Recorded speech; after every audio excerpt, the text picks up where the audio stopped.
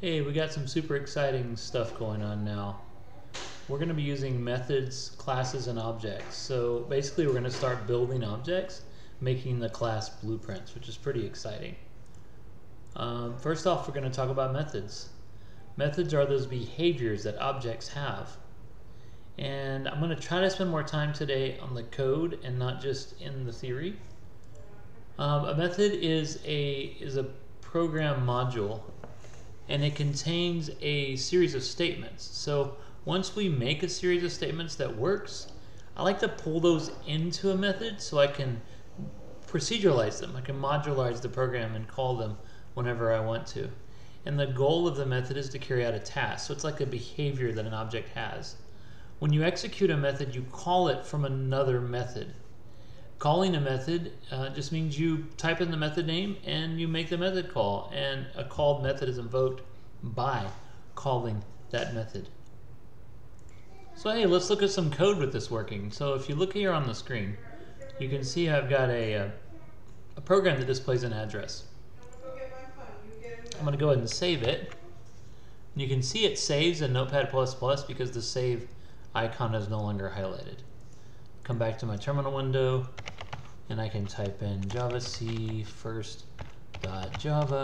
It's going to compile the program, and then I can run the program by saying java first, and my new and improved Java application. That is not what I was trying to do. Let me go to the right place and go to Unit 3 files. So let's go there. 3 files. Alright. Obviously I'm making mistakes here.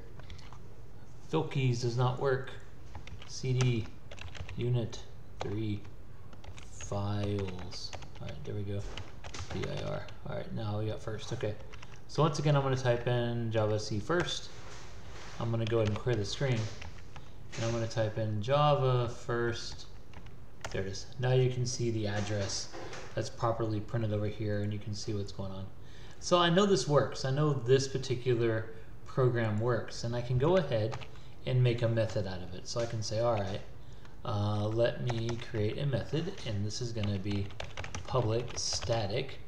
It's going to be void because I'm not returning anything. And we're just going to say display address. I'm going to call this CLI because it's going to be going to the command line interface, the console window, as it were. What I'm going to do is I'm going to bring out just the address right now. I'm going to bring this in and paste it here. And I'm going to, so you can see now I have this method working that's display address CLI. I can save that. You can tell it's saved. I come back over to my command line. I compile it and I run it, and it just says first Java application. Okay, so the method didn't work, and that's because I never called the method. I need to invoke this method to make it work. So I'm going to come here and I'm just going to call it, and I'm going to call it by typing in a method and not passing any parameters. Now I've got two methods. I've got a main method and a display address method, and I'm invoking the method from this main method. So the flow of control is going to start here. It's going to go here. It's going to run these lines, and it's going to come back and run that line. I'm going to go ahead and save the program. I'm going to run the program, and I compiled it twice. Let me try this again. I'm going to save the program, which I've already done it. I'm going to compile the program, and I'm going to run the program. And now you can see it worked correctly. So this is a basic method, and I just for fun actually made a different method before we started the video, and this method just prints it to the screen completely. I need to put it within the class hierarchy, right? But you can see this is display address GUI, right? And I'm just going to print the same thing, but I'm going to call this next method, and that's display address GUI. I'm going to go ahead and save this program. Once again, I'm going to compile the program, and I'm going to run it, and you can see it displays the address on the screen, and it displays the address here in the GUI, and I'm going to go ahead and hit OK, and it's going to complete running the program. So this is what that looked like. It looks like we have a call to the display address method. And the way that works is that the main method executes automatically, and other methods are called as needed. So I can place additional methods above main or below main. There are times after a long day of coding something like Python that I kind of like the way it looks if all the stuff is placed before main. But honestly, when we start getting into object-oriented programming, I have a runner class that only has a main method, and it's very short, and then I call objects from there. So I rarely have on a big build a lot of programming happening in my runner class. When we're building methods, methods include a method declaration and a method body, and the method declaration is the header, and between the pair of curly braces is the statements that carry out the work. That's the implementation of the method.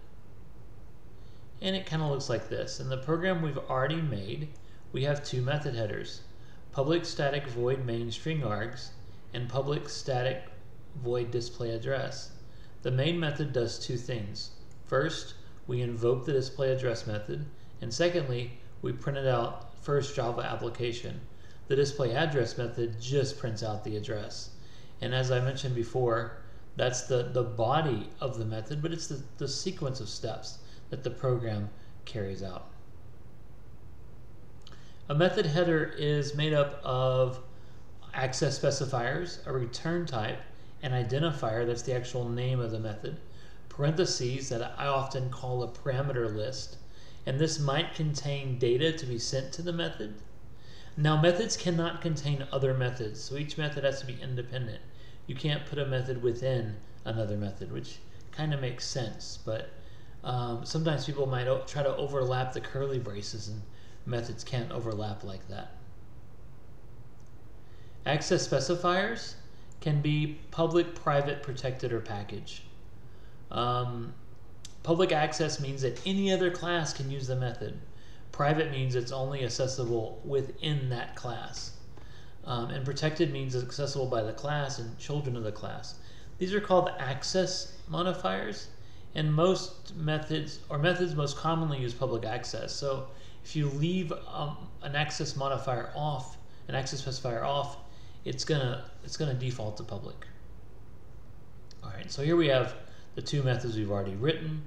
The main method in an application must be public. It has to be public because otherwise it won't be able to be run outside of that class, and we want the main method to be able to be found and ran.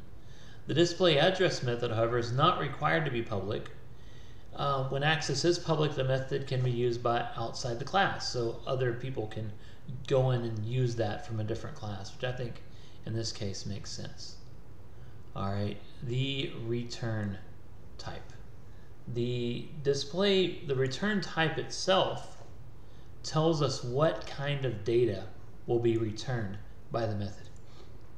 In the two methods we've already made, there's no data returned to the method, so the return type is void. Void means nothing. And you can see how this looks. The main method must have a void return type because we're not returning main to anything else. And the display address method doesn't send any information back to the method that calls it, so its return type is void. Later, we're going to write methods that have other return types. Rules for method names. They're going to be similar. In fact, you've already learned these rules in Chapter 1, but they must be one word. They can have no embedded spaces, and they cannot be a Java keyword. For a lot of people, there was a mistake in one of the questions. Void is a Java keyword, and it cannot be used as a method name.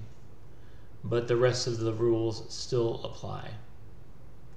In this case, display address follows all of the normal naming conventions because it is camel case, first letter lowercase, and first word lowercase, internal words capitalized.